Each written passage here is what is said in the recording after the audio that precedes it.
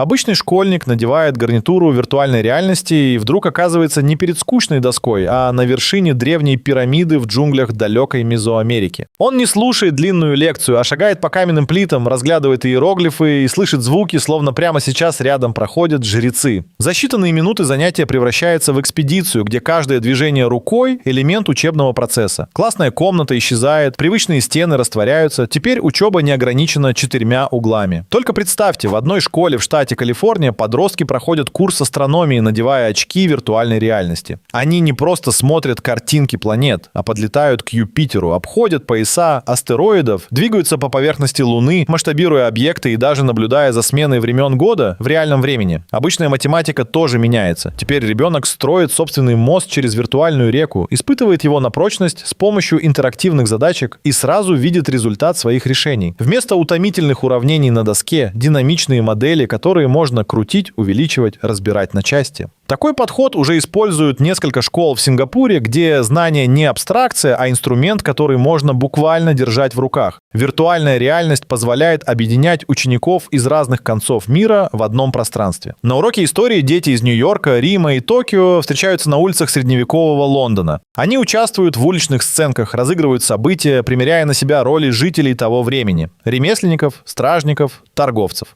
Таким образом, скучный параграф оживает, а ученики учатся сотрудничать без языковых и культурных барьеров. В Лондоне технологии виртуального класса уже протестировали на уроках английской литературы. Ученики обсуждали Шекспира, сидя вместе за виртуальным столом в копии старинного театра «Глобус». Они слышали, как вокруг гудит толпа, а актеры произносят строки прямо у них на глазах. В Норвегии подростки во время занятий по географии отправляются в цифровое путешествие по заснеженным фьордам, изучают льды Арктики, наблюдают перелет птиц с помощью трехмерных моделей. При этом учеба становится полностью интерактивной. Система реагирует на каждый жест, дает подсказки, предлагает задания и проверяет решения в реальном времени. Экзамен проходит не за партой, а на виртуальном вулкане, где надо правильно среагировать на сценарий извержения, просчитать последствия, спасти виртуальных жителей. Учителя тоже меняют привычные методы. Если раньше контроль знаний означал стандартный тест, то теперь педагог задает детям задачу найти древний артефакт, используя подсказки, закодированные по всему виртуальному миру. Каждый ученик проходит свой маршрут, сталкивается с разными заданиями и только при правильных ответах получает доступ к следующему этапу. Так, в одной из школ штата Техас прошел урок по мировой истории. Вместо конспектов — настоящая охота за знаниями. Технологии дают доступ к коллекциям музеев без пересечения океанов. Ребенок из сельской школы в Орегоне может рассматривать фрески Лувра или восстанавливать египетскую статую прямо у себя дома. Коллекции обновляются мгновенно, а редкие экспонаты доступны для изучения всем желающим. Это не только экономит ресурсы, но и стирает границы между провинциями и мегаполисами. Все это возможно благодаря платформам виртуального обучения, которые позволяют адаптировать задания и миры под каждого ученика. Машинное обучение анализирует успехи и предлагает индивидуальные маршруты. Кто-то отправляется изучать морскую биологию на дно океана, кто-то летит исследовать Марс или осваивает древнегреческий театр. Такой опыт уже используется в Финляндии. Там каждый урок становится эпизодом большого приключения, где главная цель не просто запомнить, а прожить знания на собственном опыте. А когда классы исчезают, появляется место для самых неожиданных экспериментов. Например, в одной школе штата Аризона провели виртуальный день без границ. Дети целый учебный день перемещались по разным эпохам, странам и наукам. Такой формат быстро стал вирусным, а десятки других школ поспешили внедрить нечто похожее. И все это только начало. Ведь если стены классной комнаты больше не существуют, появляется возможность учиться буквально где угодно и когда угодно, а это значит, что перемены только набирают обороты. Но что будет, если такую технологию применить там, где цена ошибки особенно высока? Именно здесь виртуальная реальность совершает настоящий прорыв. В больнице в Хьюстоне утром врач надевает не халат, а гарнитуру виртуальной реальности. И сразу оказывается в операционной, где все происходит на грани реальности и симуляции. Ему нужно провести экстренную операцию на сердце, но пациент не живой человек, а цифровая копия реального человека, созданная по снимкам и анализам, вплоть до мельчайших особенностей анатомии. Каждый пульс, каждое движение тканей полностью воссозданы, и врач оттачивает свои действия, видя результаты прямо у себя перед глазами. Но здесь не просто учат теории, инструменты реагируют так же, как в настоящем настоящей операционной. И даже давление человеческой руки ощущается через сенсоры. Он может ошибиться, переделать и запустить сценарий кризисной ситуации, и ни одному настоящему человеку не грозит опасность. Этот формат уже опробовали в клиниках Великобритании, где стажеры прошли через сложные операции, которые раньше можно было увидеть только на практике через несколько лет работы. В медшколе Бостона студенты собираются на виртуальный мастер-класс, где каждое задание – новая миссия по спасению жизни. Система моделирует редкие состояния, которые встречаются раз в десятилетие, и погружает в них целый коллектив медиков. Кто-то должен быстро диагностировать редкое заболевание, кто-то найти источник внутренних кровотечений, кто-то экстренно провести дефибрилляцию. Ошибки отслеживаются мгновенно, и сразу после попытки виртуальная платформа предлагает разбор, где замедлились руки, в каком моменте реакция опоздала, как можно исправить ситуацию. Такой подход позволяет довести каждое действие до автоматизма, а тренироваться можно хоть всю ночь. Достаточно надеть очки. Пожар в многоэтажном здании реконструируют на виртуальной платформе для подготовки парамедиков. Задача – работать в условиях полного хаоса. Огонь, дым, крики пострадавших, ограниченное время, нестандартные ситуации. Все происходящее максимально приближено к реальности. Температура, препятствия на пути, даже дыхание становится учащенным, когда симуляция усиливает стресс. Команда быстро делится ролями. Один ищет пострадавших, второй накладывает жгут, третий уводит людей в безопасную зону. После каждой попытки виртуальный инструктор разбирает ошибки на лету и предлагает следующий, еще более сложный сценарий, который может произойти на настоящем дежурстве. Такая подготовка теперь обычная практика для нескольких служб скорой помощи в Чикаго. Даже опытные хирурги используют виртуальные симуляторы для освоения новых технологий. Например, проведение операции с помощью роботов. В небольшом городке в Айове студент-будущий медик впервые пытается остановить массивное кровотечение у виртуального пациента. Его наставник, опытный хирург, подключается к тренингу из другой страны, наблюдает в реальном времени и дает советы, комментируя каждое действие голосом и визуальными подсказками. Результат – равные шансы получить медицинские навыки независимо от места проживания. В некоторых университетах Франции студенты проходят совместные виртуальные смены, где объединяются группы из разных стран. Кто-то отвечает за диагностику, кто-то за транспортировку, кто-то за управление командой. Такой опыт готовит к международной работе и заставляет совершенствовать не только знания, но и умение работать в коллективе. Платформа мгновенно переводит внутренние комментарии между языками, а симуляции подбираются под типичные для каждой страны случаи. Теперь даже самые сложные медицинские случаи становятся частью учебной практики. Виртуальные модели болезни Альцгеймера, сердечного приступа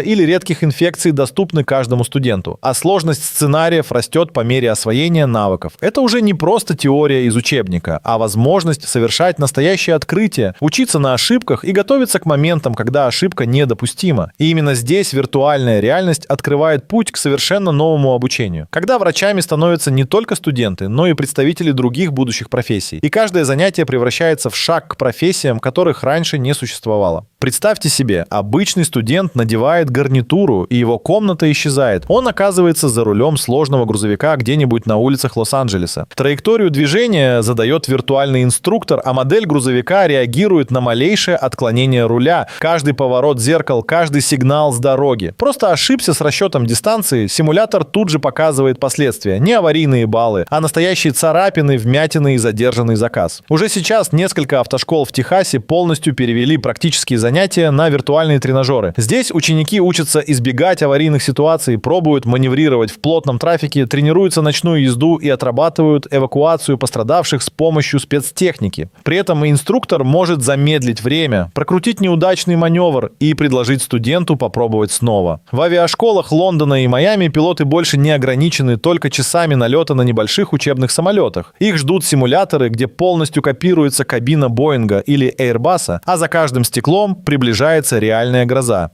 Сдувает ветер, меняется давление, появляются птицы и даже технические неисправности. Здесь стажеры учатся принимать решения под давлением, отрабатывают аварийные посадки, договариваются с диспетчерами в реальном времени. В одной из канадских школ недавно провели тренировку для будущих пилотов гражданской авиации. На экранах разыграли ситуацию с внезапной разгерметизацией кабины. Курсанты быстро надевали кислородные маски, вычисляли ближайший аэропорт для посадки, отправляли экстренные сигналы. Все максимально правдоподобно, а после каждый шаг обсуждали с опытными капитанами, которые подключались из разных стран. В лабораториях Нью-Йорка студенты-химики создают опасные вещества не в реальных колбах, а в виртуальных лабораториях. Симуляторы позволяют смешивать реактивы, наблюдать за реакциями, пробовать десятки сценариев, все без риска взрыва или утечки газа. Если что-то идет не так, система мгновенно останавливает эксперимент и показывает, как как можно исправить ошибку. Такой подход уже используют в нескольких колледжах, где за обучение химии отвечают цифровые ассистенты, а каждый опыт записывается для последующего анализа. Инженеры и архитекторы в Токио проектируют здания в трехмерных пространствах. Они не просто рисуют чертежи, а буквально строят конструкции своими руками. Виртуальная среда позволяет проверить прочность балок, устойчивость стен и безопасность при землетрясении, все в режиме реального времени. Уже есть проекты, где будущие специалисты создают целые микрорайоны, а затем запускают сценарий землетрясения или наводнения, чтобы увидеть, как их здания выдержат натиск стихии. Исправить ошибку теперь можно за несколько секунд и мгновенно проверить результат, ведь виртуальная модель полностью повторяет законы физики. В моторных школах Детройта виртуальные симуляторы машинного оборудования заменяют дорогостоящие детали и расходные материалы. Будущий механик разбирает двигатель, находит поломку, меняет детали. Все это происходит в цифровом цехе, который выглядит и звучит как настоящий. Здесь инструкторы могут менять сценарии. Отправить студента починить электрокар с неисправностью батареи или восстановить классический Мустанг после виртуальной аварии. Ошибка – не повод для штрафа, а реальный шанс понять, что случилось, и отработать решение до автоматизма. Эта практика уже действует в нескольких колледжах, а учебные симуляторы постоянно обновляются новыми моделями машин. Будущие спасатели в Калифорнии проходят тренировки по ликвидации последствий природных катастроф в полностью трехмерных ландшафтах. В их распоряжении виртуальные города, леса, туннели метро, где постоянно случаются пожары, сели, землетрясения и наводнения. Ребята учатся искать людей под завалами, оказывать срочную помощь, прокладывать маршруты и работать в команде. После тренировки платформа разбирает успехи каждого, показывает, где команда потеряла время, а где смогла спасти больше пострадавших. Подобные симуляторы используют несколько пожарных академий штата. Виртуальная среда меняет и подход к обучению программистов. В Лос-Анджелесе студенты разрабатывают игры не на экране компьютера, а буквально шагая по собственным кодам. Объекты оживают, алгоритмы двигаются, а ошибки подсвечиваются прямо в воздухе. Можно взять в руки баг и разобрать его на части, увидеть, что пошло не так, и собрать правильную цепочку функций. Такой практический опыт позволяет быстрее осваивать сложные концепции, а разрабатывать проекты можно коллективно, находясь в одном виртуальном офисе. Журналисты в Берлине учатся брать интервью и работать в экстремальных условиях. Симулятор моделирует массовые протесты, пресс-конференции, военные конфликты. Студент должен быстро ориентироваться в ситуации, задавать вопросы под давлением, работать с разными источниками информации. Ошибка сразу отражается на ходе событий. Можно лишиться эксклюзивного материала или даже подвергнуться виртуальному аресту за нарушение этики. Это уже часть программы подготовки в нескольких международных медиашколах. Доступ к виртуальной практике теперь есть даже у тех, кто живет за тысячи миль от крупных городов. В сельских школах Аризоны школьники пробуют себя в ролях агрономов. Они выращивают цифровые урожаи, борются с вредителями, экспериментируют с удобрениями. Результат зависит не от теории, а от принятия практических решений. Такой подход показывает, какие профессии станут востребованными завтра, и позволяет примерить на себя роль специалиста будущего до того, как придет время выбирать реальную карьеру. Каждая симуляция становится не только инструментом для отработки навыков, но и пропуском в новую реальность, где можно ошибаться без страха и учиться быстрее, чем когда-либо раньше. Все, что раньше казалось недостижимым практическим опытом, теперь доступно на расстоянии вытянутой руки. И когда технологии уже меняют целые профессии, следующий шаг кажется почти невероятным. Там, где раньше в классе звучал голос учителя, теперь материал подает виртуальный наставник с искусственным интеллектом. Не просто программа лектора, а полноценный собеседник, который запоминает стиль мышления каждого ученика. Кому-то объясняет формулы на примере бейсбольной статистики, кому-то через модели движения планет.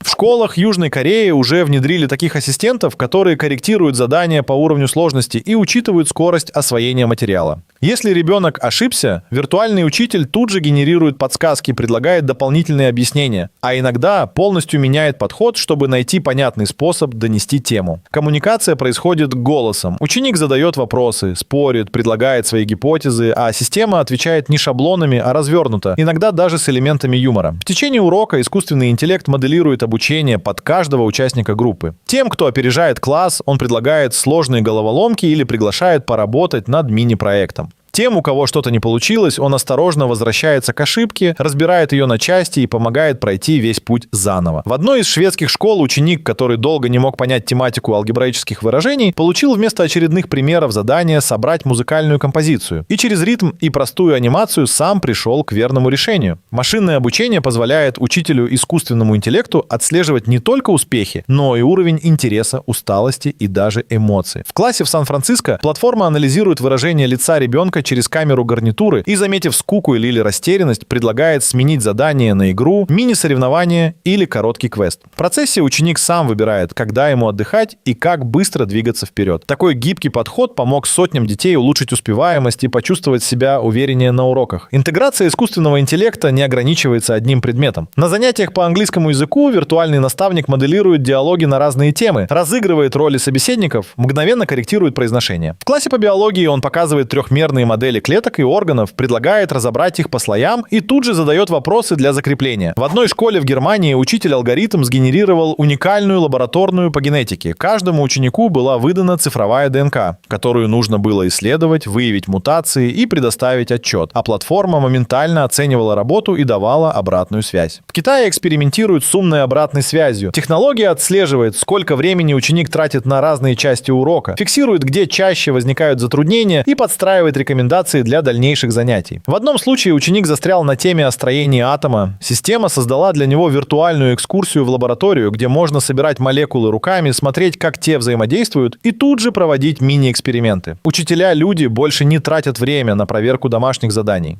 Искусственный интеллект сверяет решения, выявляет частые ошибки по всему классу, а после урока формирует индивидуальные подборки упражнений для каждого. В одной американской школе удалось выявить, что у 3 учеников возникают трудности с пониманием дробей. И за неделю платформа натренировала их на специальных задачах с визуализацией. Даже вне уроков виртуальный наставник остается доступен. Ученик может обратиться к нему рано утром, ночью или в выходные, чтобы повторить материал или попросить объяснить новую тему. В нескольких школах Британии ребята используют платформу для самостоятельных исследований. Они ставят виртуальные эксперименты, ведут научные дневники и формируют гипотезы, а искусственный интеллект помогает структурировать мысли, советует литературу, проверяет логику рассуждений. Родители тоже получают доступ к аналитике. Они видят, сколько времени ребенок потратил на уроки, с какими темами справился легко, где возникли вопросы. Это позволяет не только следить за успехами, но и понимать, как помочь ребенку построить маршрут обучения. Но, пожалуй, самое захватывающее – это возможность персонализировать не только темы, но и стиль подачи. Кому-то комфортнее изучать биологию через комиксы, кому-то через игры, кому-то через пошаговые исследования или сложные проекты. Искусственный интеллект быстро распознает эти предпочтения и предлагает соответствующий образовательный маршрут. В школах Финляндии уже используют такую модель. Один ребенок учит историю, разыгрывая сцены с виртуальными персонажами, а другой решает геометрические задачи, проектируя свой виртуальный город. В такой школе не существует скучных уроков и типовых заданий. Каждый день становится новым приключением, где цифровой наставник не просто контролирует процесс, а становится проводником по миру знаний. С появлением таких учителей доступ к качественному образованию получает каждый, где бы он ни находился, и именно здесь виртуальная реальность стирает последние барьеры между учеником и его будущим. Когда знание становится личным опытом, а обучение интереснейшей игрой, уже невозможно вернуться в старую, скучную классную комнату. И самое удивительное, что теперь весь этот мир знаний становится доступен буквально на кончиках пальцев. В одной из школ Лос-Анджелеса ученики проходят квест по мировой истории. Каждый ученик держит в руках контроллер. И это не просто джойстик, а ключ к путешествию сквозь эпохи.